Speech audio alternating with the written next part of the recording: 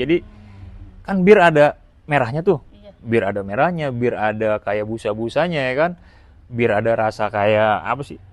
Sembriwing-sembriwing gitu kali ya kan. Nah, ini juga hampir sama nih. Cuman ini kan tadi ada kita akalin nih, kalau orang Betawi diakalin sama rempah-rempah gitu kan. Jadi halal gitu kan. Bir Itu halal bir gitu ya, halal. Bang. Nah, itu fungsi selain untuk tadi kesehatan tadi. Kesehatan.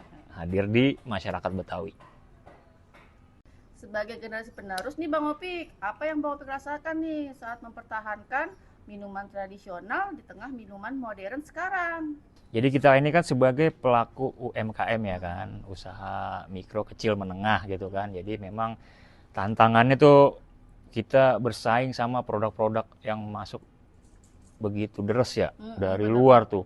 Banyak di luaran yang lebih kenal Ya kopi-kopi, bener ya tuh. kan? Yang lagi banyak banget nih Oh, oh, viral-viral tuh ya Bang Opik ya. kopi Kopi apa ini, kopi tahu, kopi itulah. ini, Oh, kopi oh. ini. Nah, itulah harapannya ya ini supaya tetap dikenal kita. Semoga ini lebih dikenal lagi sama anak-anak sekarang gitu kan. Apalagi di Condet juga